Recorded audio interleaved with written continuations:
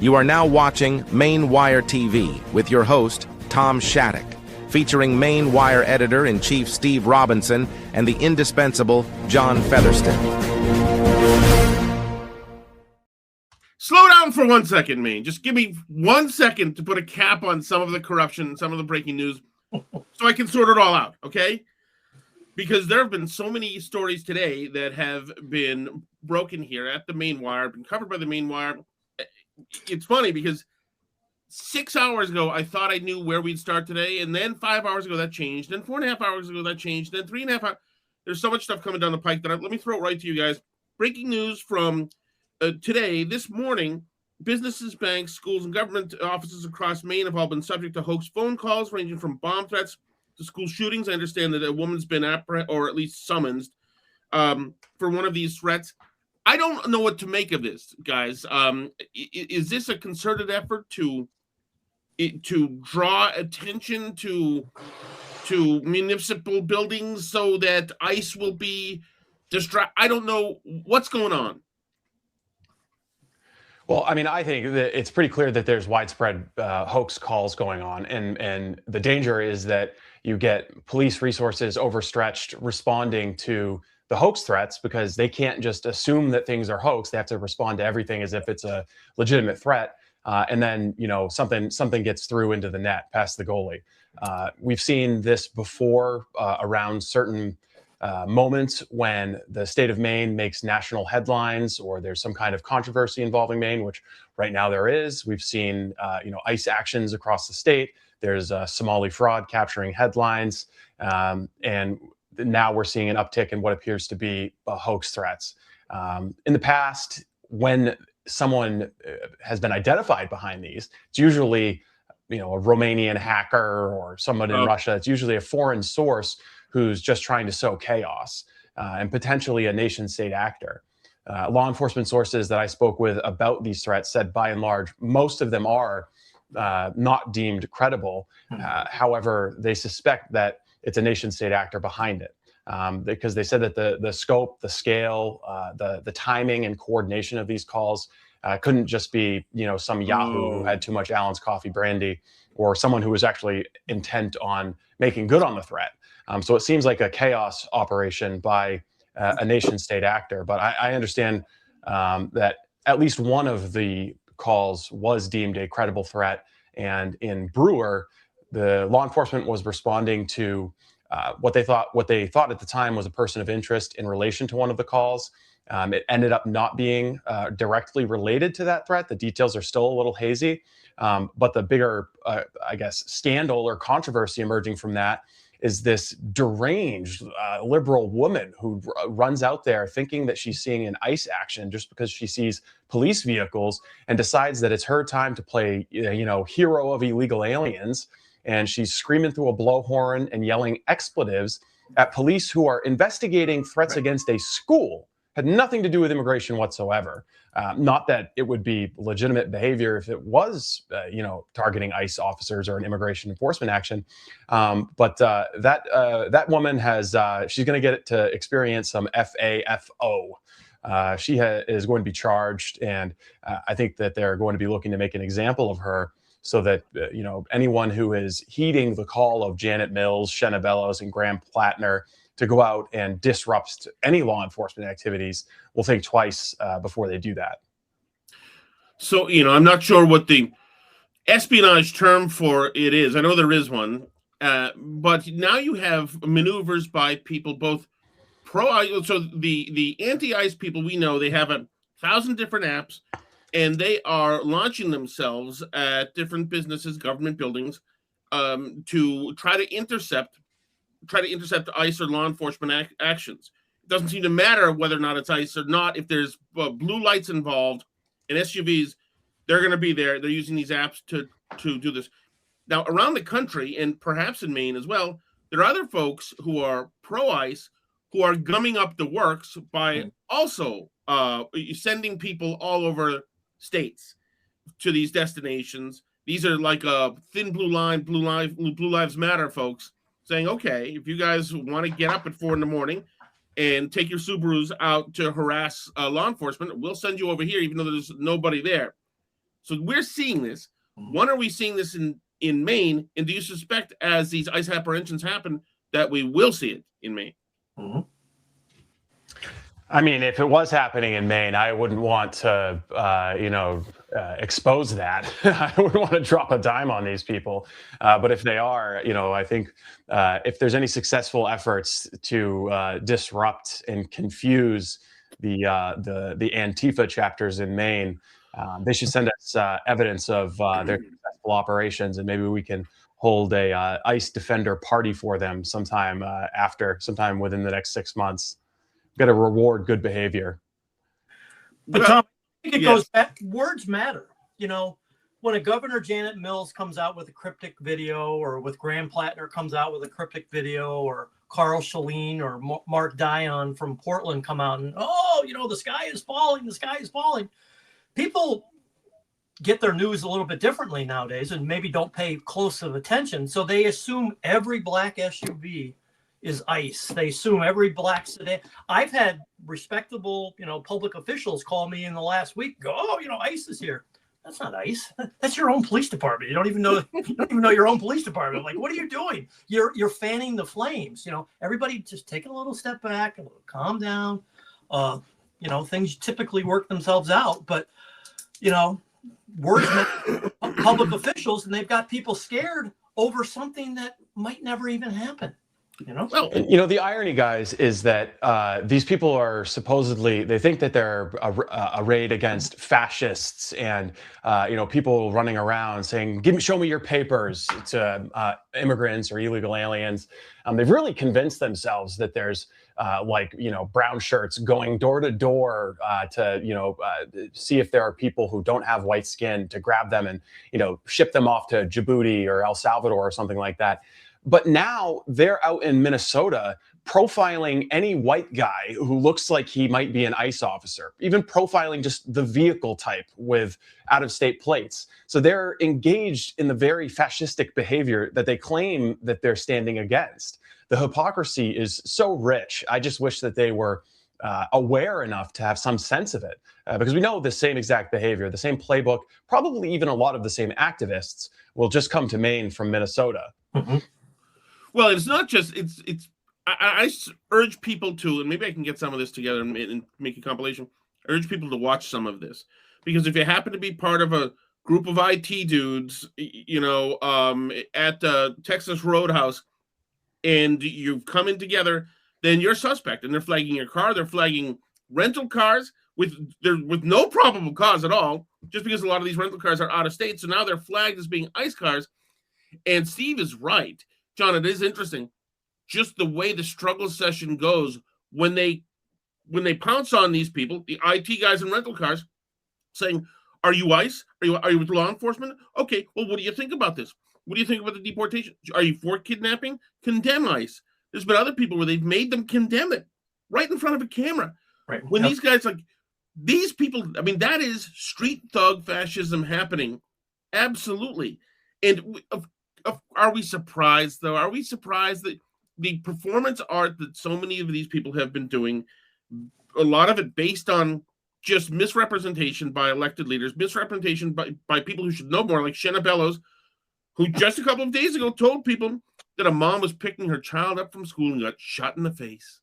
I mean, and where's the accountability on that? I mean, when I heard those words come out across the radio that I was listening to when she said that, I was like, there was a time when that would have been a career-ending statement, and now, Shanna Bellows, she cares. I mean, it was false, it was harmful, It was agenda-driven, and like I said earlier, words matter. And when a person who just gets in the car with their kids, taking their kids to the grocery store or school or whatever, and they turn that on and they hear that, and they go, "What? A mother was shot in the face?" And that's how, it's what's the telephone game, did you hear about the woman who got shot in the face? Well, no, because it didn't happen. Yeah, and John, I am shocked at how effective this has been for them.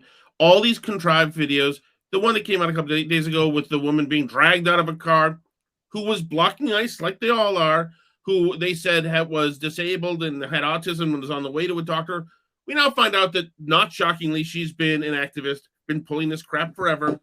But people are too willing to believe this, way too willing to believe this. And even at one point today, I was listening to the Reason Roundtable podcast, the Reason magazine people, the libertarians, and they're talking about thugs in ice trucks beating the crap out of. And these people are so supposed to be intellectuals, but they're buying into it, and I can't believe it. I cannot believe how this is happening, that people are letting themselves see this video. I mean, if you make video for a living, you know how to make something dramatic. If you work with a photog at a newspaper or a website, whatever, you know how to find dramatic photos. It's just absolutely, it's even the music can set the tone. You know, you don't even, you know. Oh yeah, it doesn't even have to be a good quality video. It can just be the music, and you know, like, where's Darth Vader? You know, Darth Vader's coming. You know, like you hear the stormtrooper music and stuff like that. It's a scary time. It's a very scary time. It's a scary time, and also we should know better. We should know better than this. And here's another thing. How are husbands letting wives go out there and shout at law enforcement? How is this happening culturally? That is crazy. My wife, would never do that. But if she wanted to, I would say no. We got kids here. We're not going shouting at law enforcement because you've been lied to by the Secretary of State. Well, I mean, and that's the tragedy of Minnesota. We can all agree that, you know, anybody losing their life is a tragedy. And, you know, I've said on this program before that the officer was just defending himself and he had the right to do it. But she was a mother, you know, a pet owner, mother, and those have down the line consequences. And that, you know, the people, you know, Tom, you know, even the city councilor in Worcester, Massachusetts, you know, and she was out there trying to obstruct ICE earlier this past summer.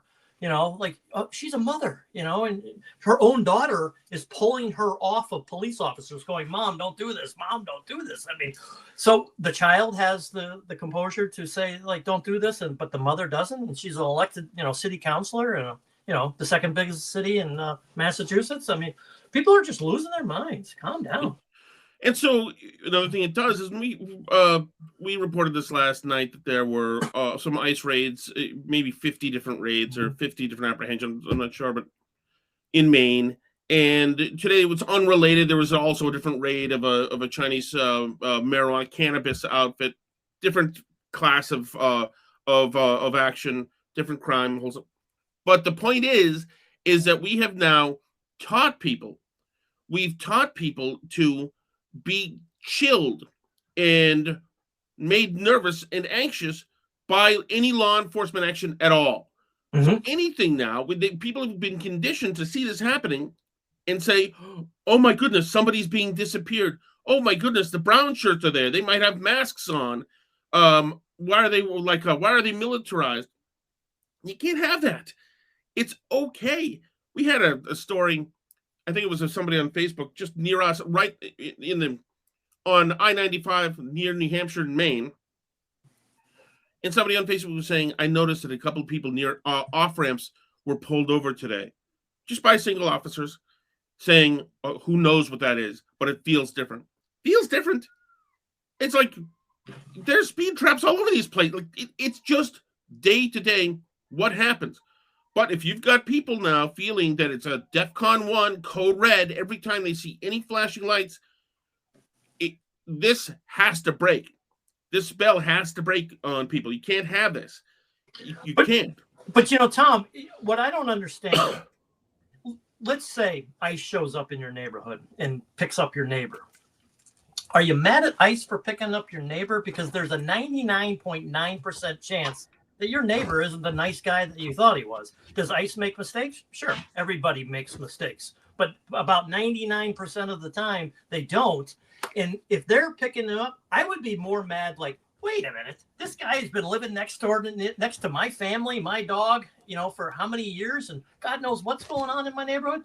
There's no outrage about that. But we're disappearing this guy. Well, this guy has, you know, 13 convictions and, you know, and all these charges against them, but you're mad that they're getting them out of the neighborhood? Like, I don't know. But John, when you're I think you're buying into the progressives rebrand of any illegal immigrant who might be violent if they live in proximity of you is now your neighbor first and foremost. These are our neighbors. Jacob Fry tells us we can't kick them out. They're our neighbors. Their kids go to school with our kids. Just trying to really, really overhumanize somebody who may be a neighbor, but also may be a sex trafficker. But I'll say also, Tom, and I'm sorry I had to dip out there, but the risk too with focusing on the illegal aliens who have criminal convictions is that we normalize the idea that as long as an illegal alien just follows the rules and doesn't, get caught, with a felony, it's okay for them to stay here. Long term, you're looking at totally rewriting the congressional map. I mean, the illegal immigration has occurred at such a high volume that even the ones who haven't committed any crimes have to go back, because you can't reward open border Biden. You can't reward that behavior, because then every administration afterwards, every Democratic administration afterward knows all we have to do is open the border, flood these illegal aliens in. At least some of them will avoid getting caught for a felony, and they'll stay behind. And the Democratic, congressional districts will multiply and grow, and eventually the Democratic voter base will grow. So you can't. I'm sorry, you just can't. You can't reward that behavior. You can't accommodate it. Every single illegal alien has to be returned. You can't let them stay, even if whether they've committed felonies or not. Yeah, the nicest illegal alien in the world who has not committed a felony has committed certainly dozens of acts of fraud, just as a matter of course. And if you were to commit the same acts of fraud, especially these are a lot of it's Social Security fraud as well, then you and I would get lugged, and it would get pretty damn ugly. So, but you're right. I mean, that's why I think like this year should be called, and that's why you don't do illegal immigration, because it's people getting shot. It's having to lose your neighbors. It's having fake narratives of people being disappeared. It's all this mess, and we let them push us this far. Remember, they started saying 15 years ago, guys.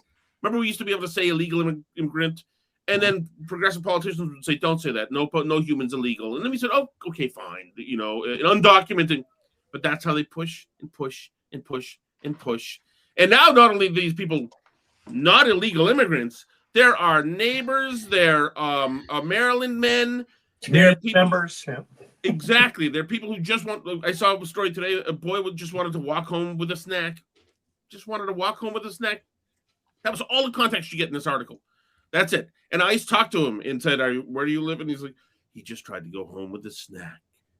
And it's like the Trayvon thing. A boy with some Skittles just tried to, get home to see his parents. That's somebody's son. And unfortunately, it's taken. And that's why Graham Plattner starts from right there. That's why all of these progressives start from right there. Like, these are our neighbors. These are the people that we go to school with. These are and you know what? ICE is rounding them up. And I'm disappointed that it's working. I assume that this is some kind of SSRI fueled slow cultural suicide we're trying here. I'm not sure what it is, but it's effed up. And we talked earlier about people interceding on behalf of law enforcement by trying to throw some of these ICE apps off. I hope that law enforcement knows that there are forces there that are working for them here, because you're going to have to street level match the tactics that these anti-ICE people are using. You're going to have to, because ICE can't do it and law enforcement can't do it. But using the same parameters of activism and protesting that the left does, the right can do it. So I'm for it. As far as I'm concerned, if I see a station wagon that's near, I live near the Merrimack River. If I see a station wagon near the Merrimack River, or if it's not a station wagon, or if it's a motorcycle or an e-bike, or if it's a van, if I see whatever, it still to me could be ICE. So why wouldn't I call? I don't want anybody disappeared in my town. So maybe I wouldn't. Why wouldn't I just use the app to make sure that fat Maine mayors will sprint down here to intervene? Like, I think I'm just being proactive. But the cops know, the police know, and I don't think you're going to find three more pro-police people than the three of us right here. Police know, and when you talk to the police and you say they know, and it just makes their job harder, and it just makes their job more stressful, and And there's going to be a tragedy because of all of this. And then what are people going to do? What are people going to do? Yeah. And I guess I would, the only thing I would disagree with, Tom, is, you said that it's working, the word games, the language games that the left plays to try to redefine the terms of the debate. I don't think it's working, actually. I think it worked, especially in connection with the COVID lockdowns, when people were socially isolated and made to feel totally alienated from their churches, their communities, their families. It worked then. But I think we're in the middle of a preference cascade. I think we're seeing a huge shift in the culture, in the political attitudes, in what's deemed permissible public behavior versus deranged public behavior. I think that all at once people are coming together, and you're seeing it in the state of Maine, and they're shrugging off this oppressive attitude that really lingered from COVID, which was you can't speak your mind, you can't have common sense opinions, you don't want to stick your neck out, because if you do, Janet Mills is going to take away your liquor license or your medical license, or the Antifa mob is going to leave negative reviews on your business. So everyone just kind of clams up and no one speaks up publicly. But I mean, really, in the last 3 or 4 months, I've just seen all these lefties are getting destroyed in social media. Like every time they come out in public, they're just getting destroyed. Like I was just looking at Governor Mills yesterday. I mean, what political instincts on this one? She's we're in the middle of $1 billion fraud revelations, all orbiting the Medicaid program, and she posts a video on Facebook that's like, "I expanded Medicaid to 100,000 people." It's like, yeah, lady, we know, we're dealing with the consequences of it still. It's like, why? In what universe is that a politically savvy thing to do? And then you look at the comments. There's 1.6K comments on that, and they're 100 to 1 negative. Everybody is dumping on her. Everyone can see the connection between Medicaid and fraud, particularly the Somali frauds, and everyone is holding her personally accountable for it. You saw the same thing with Shenna Bellows. I mean, I guess we know now why she tries to limit comments on everything she posts, because when we post videos of her, it's like just, again, 100 to 1. It seems like the dynamic has shifted now, so that the people who supported, Medicaid expansion, the people who supported COVID lockdowns, the people who support these far left politicians, they're the ones who are like, nah, maybe I don't want to, post that publicly. And a good example of that, highlighted by Unquirer, is the businesses that came out to virtue signal, "We don't serve ICE." As soon as a list of their names got published to Reddit, they started freaking out, because they weren't getting, the outpouring of love from the left-wing community. They didn't have their tables overflowing with leftists looking to spend money. Instead, they got a negative reaction, and they begged whoever was moderating that Reddit, that subreddit, or whoever had posted that, to take it down, because they didn't like the attention. So I think they're about to discover that whole online rage mob that they spent the last 4 or 5 years wielding against conservatives, well, it turns out it works the other way as well. And more people in the state are deciding that, there's strength in numbers, and there's more people who think like I do than there are on the other side. And I don't have to be quiet. I don't have to be fearful. I don't have to be intimidated. Join Team Maine Wire, Team Robinson. Let's go, baby. Let's get on the Facebook train and start making fun of liberals on Facebook. It's your civic duty. Yeah, Michael Jordan said it best. Hey, Republicans buy sneakers too. It's like, just be careful. If you're going to criticize, one part, you're going to affect your business, and you don't even think about it. You think that everybody's going to embrace you because you have a stance. Well, we saw it yesterday with the Reddit. So I want to mention Team Maine Wire, because I think part of the if the general public is seeing the truth, Steve, you're more optimistic than I am at the moment. But if they are, it's because they're learning to read between the lines, and they're learning to decipher what's happening in media. I think Rush Limbaugh was huge in this since the 80s. And I'll give credit to the Maine Wire's John Featherston, who yesterday on this show, on this podcast, brought up what Shenna Bellows said when she said she had to unmask federal cars, the feds now, because she heard rumors out of Minnesota. And holy F, you're putting somebody's life at risk and creating policy based on rumors?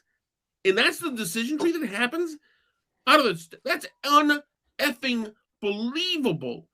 And I think it's catching things like that and exposing things like that, which is an insane thing to do. Like, none of us here is allowed to just publish a news article based on, well, we heard rumors. I had a feeling. I don't know. That's like having a feeling about a football game here. I can't just feeling this one here based on nothing at all. And it's also, and I don't know those guys from the radio station. Maybe you guys do. And they did. One of the guys caught her on a couple of things, but holy frig, you gotta catch that, man. You don't have to have somebody say to your face that I've heard rumors. F you. I mean, if we're in the business of just publishing or publicly broadcasting rumors, I've got a long list of rumors that I've heard about Secretary Bellows, but some of them are too tawdry for a Facebook broadcast, and I don't think that we'll be sharing them. But you're right, though, that she has this superabundance of unearned confidence, where she thinks that she's so much smarter than everybody she's talking with, and that she can talk her way out of any jam. I haven't listened yet to her Maine public broadcasting appearance earlier today, but I'm curious to know, did she reverse herself, or did she stick with the earlier version of the lies of the story that she told? We'll have to go back and listen to that one and see which narrative she tried to project. But again, I see the preference cascade happening on social media. I know Facebook isn't the real world. There's plenty of people who aren't on Facebook, but it's a decent sample size. And I haven't seen anybody saying, "Yeah, go Chanel. Like, this is what we wanted you to do. Deny the plates to undercover law enforcement. This is great." I haven't seen anybody saying that that's a good idea.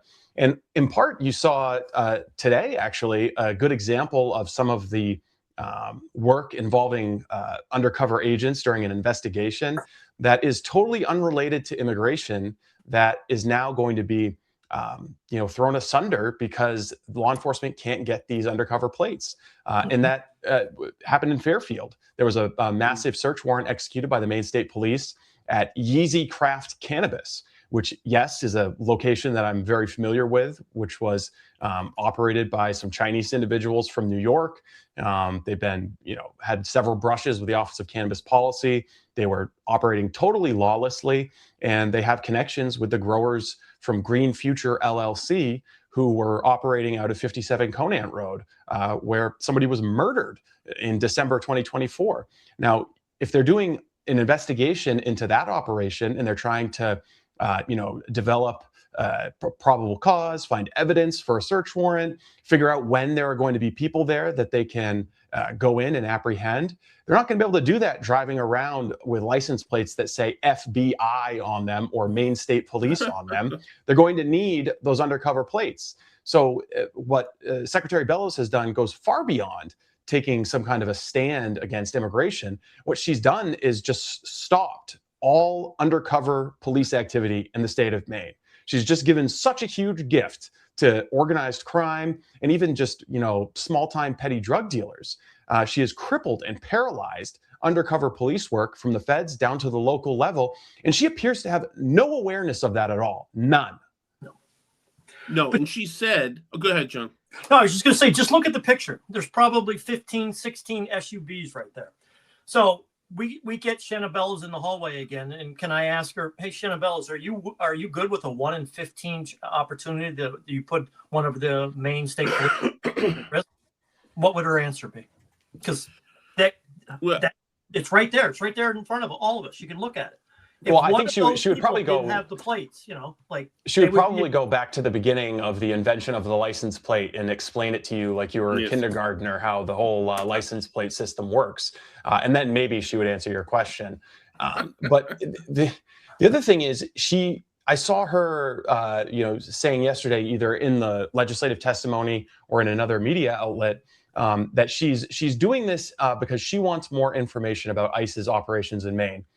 Okay, well, let's assume for a second that that's not just preposterous. Let's assume that that's a reasonable thing for a podunk Secretary of State to request.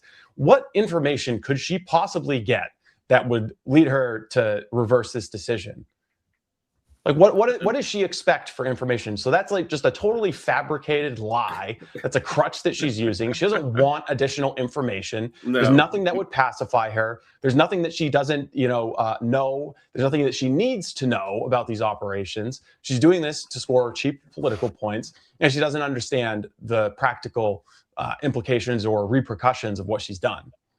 No, yeah, maybe a new batch of rumors might hit her and move her on the subject, but it's worth noting, and I do think, by the way, we've got an interesting message from Graham on Slack, but I do think that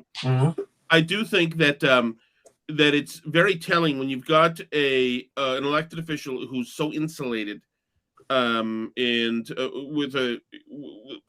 that the radio guys were able to lightly blow on her and have her move off of some of her statements. Like when they said Trump minions, the guy said, "You shouldn't call them minions." She's like, "Oh, I shouldn't call them minions." I find that state hacks who are never challenged because it's a one-party state, they generally can fold pretty easy. At the same time, if people don't know, and I'm sure people do know, this is a person who complained as recently as yesterday about herself being doxxed in personal security. And can we just say that this is a relatively new thing, that if you're an elected leader that you would cry victim? I was doxxed, especially, by the way, when you weren't doxxed, but you expect that when you're out there, you're a little bit out there. She's self-doxxed. Can we, is that fair to say? Yeah, she posted her address on Instagram, which is a weird move. Who does that? Like, I've never seen anyone do that. That's so bizarre. And so the thing about Secretary Bellows is that she went to Emerge Maine, which is this George Soros funded left-wing candidate school for liberal women in Maine. It's like, I call it a human school. It's where these guys or gals go to learn how to be human. And she kind of took notes. She kind of followed it, but not really. So she's like, you could kind of get the sense that she's like pantomiming genuine human interactions or what humans do when they interact with each other. This is just another sign of just bizarre behavior. Like, who puts their home address on their Instagram handle? Very strange. Yeah, it's very strange. On that bust in Fairfield, it seems to me, in the writing in the Maine Wire, documenting all of the accusations, all the allegations, it seems to me this operation was, and like you've been talking about them, it's been years now. This is a badly run allegedly criminal organization. I mean, cover yourself off at least on a little bit. Yeah, I mean, you say that, but they have succeeded in making tens of billions of dollars, and none of the top people have ever been arrested. Not a lot of money has been seized. They've lost maybe 4 properties and a couple of pot plants. So I think that they just have an acceptable margin of risk that maybe seems strange to our perspective. They don't really care if their workers get arrested or if they lose a property. What I would say is that it seems like it's a terribly run Office of Cannabis Policy, yes. A terribly run state. I mean, this organization, Yeezy Craft Cannabis, is one of the most well-known Chinese criminal fronts for cannabis dealing. This was first busted by the Office of Cannabis Policy in 2022. I think it was Shun Wang Ding lost his marijuana license, and later Shengwen Ye lost his license as well. They just kept cycling through new individuals. So the best thing that this raid represents for Maine policymakers or for the Office of Cannabis Policy should be a learning moment, because the criminal organizations can throw unlimited new license holders, unlimited new people at a site that they have. They're just going to bring in new people who are going to do the exact same thing as whoever we arrested or whoever we suspended from the program. So the enforcement mechanisms you have right now to enforce Maine cannabis rules, they don't work. They don't work in the face of an organization who understands them and is committed to subverting them in order to generate huge amounts of cash for a transnational criminal organization. That's what happened here. And the fact that the state of Maine, I mean, law enforcement, the Office of Cannabis Policy, everybody knew about this place for 4 years. And it's only now being raided, and it's not being raided because Janet Mills has had an awakening, or the Maine State Police has had a shift in how they feel about the issue. It's all coming from the Trump administration. All of it is coming from the Trump administration. I would suspect that the governor wasn't even alerted to this. In fact, this is all because President Trump has signaled a policy change, and they're now actually just taking action on a lot of the intelligence that they've gathered over 4 years about various operations. I think that this was probably just one part of a much larger investigation that we'll learn more about in the coming weeks. Hint, hint. But great hint. But Steve, I've talked to everybody in Newburgh. From the board of selectmen to the town manager to the clerk. The stories of the chain of custody just on the Amazon ballots. Yes. Like the Three Stooges would have done it better. How can you? How can that be? How can that be her detective force? Let that chain of custody get so out of control. How, you can't make it up. Yeah, it's like we've got the worst combination of government in Maine. It's expensive, it's corrupt, and it's incompetent. Can we just take out one of those? Expensive, corrupt, but good and effective at doing basic investigations. That would be fine. Cheap and incompetent. I could handle cheap and incompetent, maybe a little bit corrupt. But cheap, expensive, corrupt, and incompetent. That's a poor combination. That's a combination that leads to rebellion and revolution, I think. So I wasn't here for the inception of the legalized marijuana in Maine, but I can tell you that, John, you talk about chain of custody for the ballots.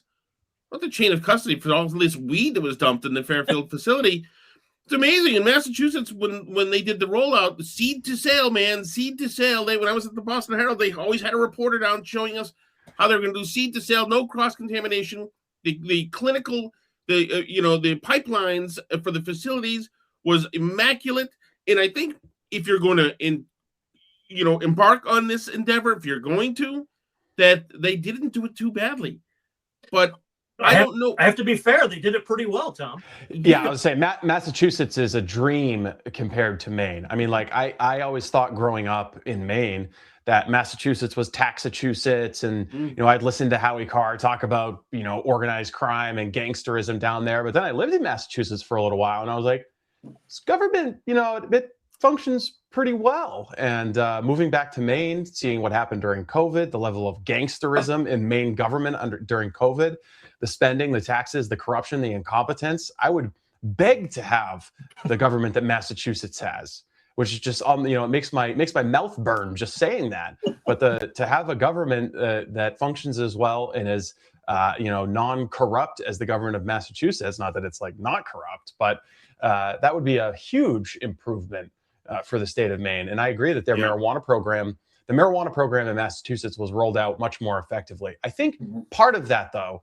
is that Maine had so much opportunity for growing. If cultivation wasn't legalized in Maine, the energy, the capital, the manpower would have been devoted into rural Massachusetts, buying up even more residential homes there and growing in those spaces.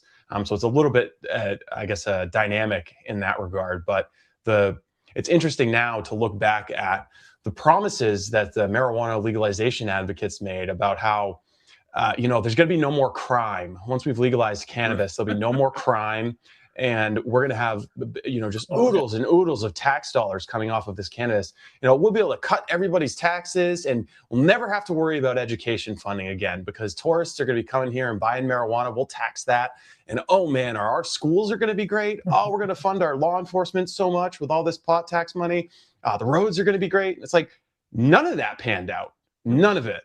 I am not aware of any school in Maine that is better off, or a road that's better off, or a police force that's better funded than when the cannabis was legalized. I don't know where that money's going, but anytime someone promises that a certain tax is going to be, earmarked permanently to something that you hold dear, you just assume that that's going to change. That's non-binding on future legislatures. But I think even people who are advocates of it and people who have cannabis businesses right now would say that it's been a disaster. It just hasn't gone according to plan. Nobody was ready for the criminal organizations to come into play. And now they've created a regulatory environment where basically everybody's out of compliance. You have to pay, a quasi-monopoly of testing companies in order to be in compliance. And you've got a very political Office of Cannabis policy that is like the sword of Damocles hanging over everyone's head, with a kind of a discriminatory approach to when they enforce regulations. Yeah. If you can be like these guys at Yeezy Cannabis and totally disregard the rules, lie to OCP inspectors, fraudulently obtain your registration card and your Maine license, break all of the rules, take cannabis from places where people are getting murdered and kidnapped, like in 57 Conant Road. And you're never going to draw the attention of the Office of Cannabis Policy for, a surprise inspection that results in your place being permanently closed. However, if you post on Instagram something critical of the director, John Hudak, well, you're going to have a surprise inspection tomorrow. And it's probably going to be like a $40,000 or a $50,000 problem for you. And oh, by the way, maybe the Department of Labor follows up with their own complaint. So they've taken an approach to the Office of Cannabis Policy that turns it into a political weapon for them to go after people who are perceived as being not on the team. Oh, that's interesting. So you become eligible for scrutiny if you complain at all or draw attention. That's interesting. It's I just think it's very funny just how if you've got one, we'll move on in a second. But if you've got one of these facilities and you're only going to get dinged with ticky-tack fines and notices, and you can always transfer ownership with the drop of a hat, then why would you comply? You're incentivized. Well, I mean, that's what the model is. That's what they've learned, and that's the kind of behavior we've rewarded. It works like this. So, I own the facility. I never set foot in Maine. I just rent it to my cousin or my associate, whatever, and they have a marijuana grow in there. And then that person loses their license for ignoring all of the rules. Well, we just find cousin number 2 and put them in there on the license. It's the same organization with the same people making money, the same people trafficking the marijuana. They're just using a new name and a new face. It could even be a totally fraudulent identity document that they're using to get that cannabis license. They're just cycling them out, doing the bare minimum of compliance. And OCP on some level has to know that this is happening, in part because I've been screaming that it's happening for 2 years. They just don't want to do anything about it. They don't want to do anything about it, and it's a real big mystery why. I would suggest that somebody in the Trump administration go down a list of employees at the Office of Cannabis Policy and see if there's been any suspicious deposits into their bank accounts. Because I think that would be an interesting line of investigation if you're trying to understand why this problem has been allowed to fester the way that it has. Well, Steve, you bring up a good point that I wanted to talk to you offline about, but we'll talk about it online. The role of the banks and the marijuana scandals, the home health care scandal, like when does that shoe drop? Because, the banks all have a role in all of this. Somebody's bankrolling all of this stuff. So, what? Yeah, I would suspect tomorrow. Tomorrow, there's going to be, I think, some pretty major revelations with regards to Maine care fraud, particularly in our home care agencies as well as our autism homes. I think that there's going to be some people scrambling tomorrow as we listen to Tom Shattuck blow his nose off camera. I think there's going to be some revelations contained in the Sean Ryan episode with me that drops that should command the attention of Maine policymakers and really every decent person with a conscience in this state that pays taxes and wants a social safety net to actually work for disabled people, autistic individuals, or, really just any poor people who might actually need to rely on Medicaid. But I think that what we're seeing is now a lot of the policy fights and the political fights are being driven by investigative reporting, whether that's Nick Shirley out in Minnesota or us here in Maine. Our investigative reports are shaping the information environment that the politicians or law enforcement are operating in. I think law enforcement probably knows a lot about the different fraud operations happening. I think they were aware of Gateway Community Services before we reported on them. Mhm. They obviously were aware of the Mogadishu store for a long, long time, but they need the permission structure to be able to go in and enforce the laws. You know, if we have President Kamala Harris, there's no way the U.S. Department of Agriculture and the Lewiston PD get to go in and take away Mama Shukra's EBT card or her EBT machine. There's no way that happens. So it's about changing the permission structure and creating an accurate information landscape that shows people what's actually going on. And that's more and more what's happening. Like this raid at Yeezy Craft Cannabis doesn't happen without our investigative reporting, pointing it up. And the timeline was certainly accelerated on Gateway. But there could be more to come with law enforcement on the Medicaid fraud side. But I suspect that pretty much all of it's going to be driven by us. I will never forget, as long as I live, a Homeland Security agent saying to me, "Are you John?" Yeah, like, that was funny. What? You know, Yeah, I've never randomly bumped into a Pulse marketing reporter or a Press Herald reporter at a hot news story. But now we've bumped into Rich McHugh at News Nation. Just happened to be at 210 Blake Street reporting on Ayman Osman. And we bumped into Homeland Security because we were both had some business to attend to at the Gateway Community Services office on Canal Street. But before we sign off, we have to talk about what happened in Lewiston last night, Tom. Oh, I got something too. It's tragic news because I was hoping Kiernan Collins, unfortunately, denied a chance at greatness here, not for the first time. Tragic. I've never seen a guy chase political power so hard for so long and so consistently be denied.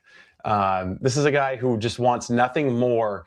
He's like the kid who runs for student government and like develops his entire personality around becoming like the vice president of student activities or something, and thinks that makes him really, really significant and important and demands that you pay attention to it.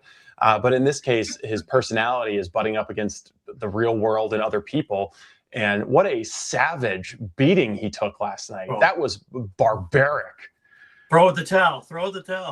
Oh my God, yes. He should have withdrawn. I mean, it was like a speaker after speaker coming up there, just totally degrading him and rubbing his nose in it. And I mean, just awful. I honestly ended up feeling bad for him by the end of it, but he just somehow manages to be the least sympathetic person because he can't just admit to what was on camera. I mean, John, why don't you lay out the story of what happened last night, beginning with, how we ended up having a Lewiston City Council meeting to pick a Ward 5 city councilor. Well, Kiernan Collins was a Ward 5 applicant and also the attorney for Osman, who he told Osman to keep using 210 Blake Street as his address. And he's sitting at the podium and, as the rumor mill went, we were talking about rumors earlier, the rumor was that he was going to be the de facto pick of the city council last night, until Brad Martell asked him a question about, "Hey, I see these videos of you online harassing people." And got to give credit, Kieran. He doesn't blink. I don't know what you're talking about. Like, doesn't blink, doesn't look away. Doesn't it? I don't know what you're talking about. That's defamation. And like, and Martell, he didn't say that's defamation. He said that any videos like what you're describing, which he weirdly seemed to know exactly what video they were all talking about, right. Any videos like that would be subject to defamation. I don't even know what that means. I would expect a lawyer to be a little bit more precise with their language. But as you said, person after person, somebody comes up and presents the harassment order to the town administrator, with Collins's name on it. The woman who produces the video goes, "What are you talking about? The videos exist. I made them." Another neighbor goes up and says, 100 people have told me that it happened, and I trust all these 100 people. I know it happened. And person after person, and then the man who was actually harassed by him goes up and says, not only does he know it's all true, I've got another one to remind him if he doesn't think that the first one was true too. So he just took a huge beating. He ran out of the room when Beth Matthews went to the podium and said, he knows it's true because I made the videos. And he ran out of City Hall because he knew he was done. He knew he was done. You didn't think that heartfelt speech by the, I guess she's a Somali woman, vouching for him was that effective? I don't know if we have that, but it was, to me, I thought that was very organic, and I thought that would sway people. But very persuasive.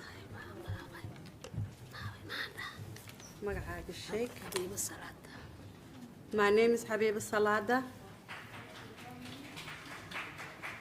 My name is Habiba Salada. Group. انت دقن تاي Lewiston. انت room 5. I live in Ward 5. Nakan ubos garan hay mahal magis mahawa. I mean, just shambolic. I am supporting. I forgot how to pronounce his name. She didn't say that. He didn't. She did not say that at all. Nope. oh, that's great. The white lawyer. If the audience could please refrain, could please be quiet in the audience. Thank you. It's all a funny joke. It's all a funny joke that we're using and exploiting Somali migrants in order to advance the career ambitions of white lawyers who happen to be the children of Maine Trust for Local News columnists. That is dark. It's funny, but it's also dark, especially when you look at Kiernan Majerus Collins, campaign finance reports and see that he's basically sprinkling money on the Somali community in Ward 5 and even some people who gave addresses in Minnesota as part of his, his campaign for office. You have to wonder, why were those people there? Very obviously, they weren't there because they knew him or really were excited about anything he said he was going to do. There should be an ethics investigation is all I'm saying. There should be an ethics investigation into whether those people who showed up were also the people who received money from his campaign. We've tried to look into it, but unsurprisingly, Mayor Shaleen didn't hold them to the same standard that he holds everyone else to, which is saying your full name and where you're from, in part because there was a language gap. But I mean, they got twice the time to testify and communicate their point as the rest of the attendees received. So there was plenty of time for them to properly identify themselves. But I was floored when God bless Abdi Iftin. He texted me last night. He was like, "You want to get those translated? They're not. The translator is not accurately translating that. And in the translation business, if you hold yourself out to be fluent in English and fluent in Somali, but you're not fluent in Somali, that's a form of fraud." And Sophia Khalid also was there working as a translator last night, and she's not fluent in Somali. She came to America very young. She's not fluent in Somali, so to see her operating as a translator raises the question of well, were you really translating that, or were you just like this woman before saying what you wanted to hear? Right, channeling her. It reminds me of when Ayman Osman was on the school committee and he voted with conservatives on something like to get rid of the rainbow flags in classrooms, and they said, "Oh, hold on a second, Ayman didn't vote right. We're going to do this one again. Hey, Ayman, you're voting with us, all right?" And then they redo the vote and he votes with the left. It's like He adjusted his vote. It couldn't be clearer between all of that and then also the guy at the last meeting who came out and said, "Hey, Democrats, if you don't protect Ayman Osman, we're not going to vote for you anymore." It couldn't be clearer what's going on here. This is totally a quid pro quo. It's pay to play. The Democrats, they protect the fraud channel into the Somali community, and the Somali community delivers votes. That's what this entire controversy is about. That's what has defined Maine politics and especially Lewiston politics for years now. And it's coming undone in large part thanks to one Mr. John Featherston. So congratulations, John. That's very, very good at reporting and spotlighting what's happened in Lewiston. I don't want to put the cart before the horse. I'm good at two things in this world: aggravating my wife and Robert's Rules of Order. And you mentioned an ethics violation. I'm working on something for tomorrow, and I've been spending majority of the afternoon going over Maine public meeting law. And keep in mind that I am a parliamentarian, and I've traveled up and down the East Coast, chairing conventions and caucuses and meetings. And I was the parliamentarian for the Mass GOP for many years. I didn't know any of that. I didn't know that, John, but somehow it fits. It makes sense. But we're going to break some stuff tomorrow that's going to say to people, what? Because there was no names at the podium. There was no Robert's Rules of Order on public discussion. But more importantly, there might be some issues with the appointment last night in Lewiston as well. But dot my eyes. Yep.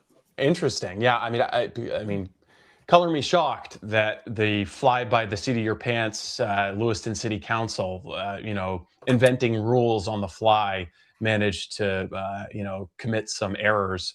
It's not the best face for local government to be putting forward. I tell you that in Lewiston, but hopefully people are more aware of it now, and hopefully conservatives will realize that they don't have to just cede territory like Lewiston. I think for a long time the conservatives just said, well, Lewiston's a lost cause. Let's back out of there.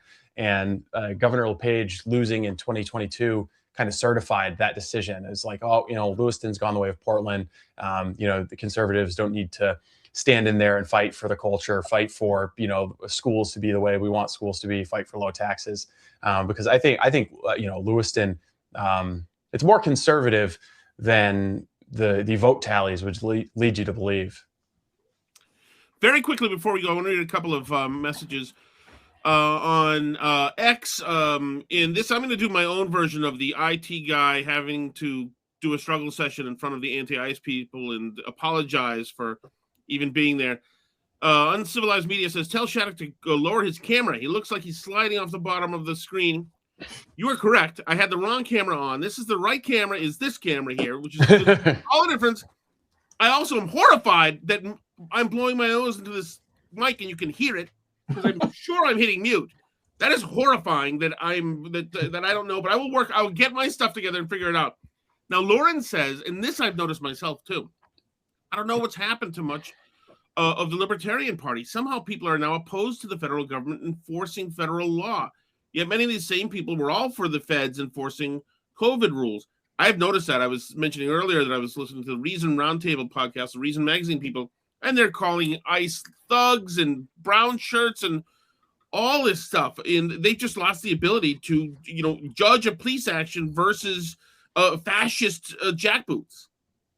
Well, I mean, that's always the way libertarianism fails, is in the face of open borders and a really committed, desperate invader. That libertarianism works, when you're sitting around your college dorm taking bong rips, but when you get into the real world and you deal with mass migration, that's where the ideology fails. You can't have open borders. I mean, Bernie was right when he said that open borders was a Koch brothers conspiracy. Yes, there is a strain of libertarianism that thinks open borders would be marvelous and there would be no downside to it. And that's why ultimately, people who think really hard about it grow out of, loving Ayn Rand and being a libertarian. Brandon says leftist Mainers should be upset at their own leaders who falsely promised these people a lifelong sanctuary from our tax dollars. Yet they only blame ICE and Trump. True. Well, the other thing I'll say, I guess the vein that is unexplored running under the Medicaid fraud is that Democrats, progressives, the economic progressives should be really outraged at the level of fraud that's happening, because it undermines their promises about the social safety net. There's, I guess, on the left, you can have like the multicultural progressives, but also the economic progressives. The multicultural people, they just want to destroy the country and have, open borders and, who knows what they're doing. It's bad times for them. I think that their ideology has been refuted. But on the economic side, there are people who really just want to address income inequality, who want a good government run by technocrats that can have a social safety net that ensures that people who got a bad roll of the die when they were born don't have to exist in poverty or with a disability or something like that.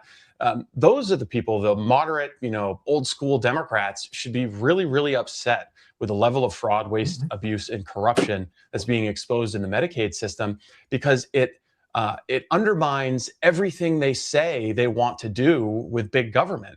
It gives ammo to conservatives, libertarians, everybody to criticize the nanny state as just corrupt and wasteful.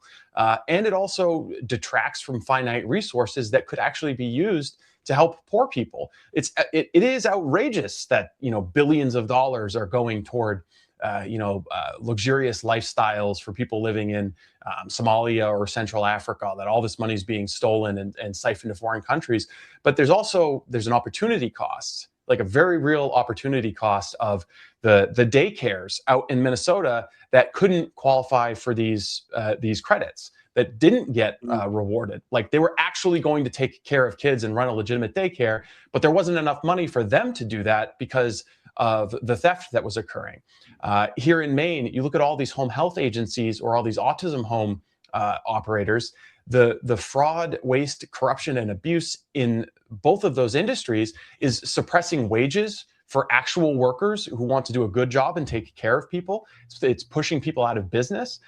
So there's a real cost in terms of the quality of life and the ability of these programs to deliver on their stated purpose that comes with allowing this level of corruption and fraud.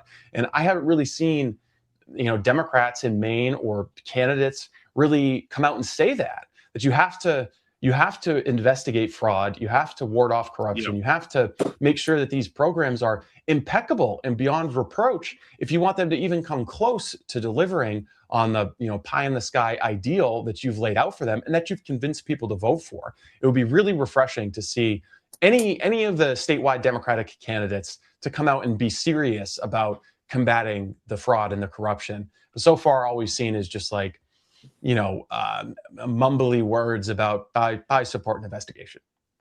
And I think the interesting thing to look at, maybe the next shoe that will drop, in addition to all the revelations that are going to come from my episode with Sean Ryan tomorrow, the interesting, probably the biggest and most significant, will be about non-emergency medical transportation.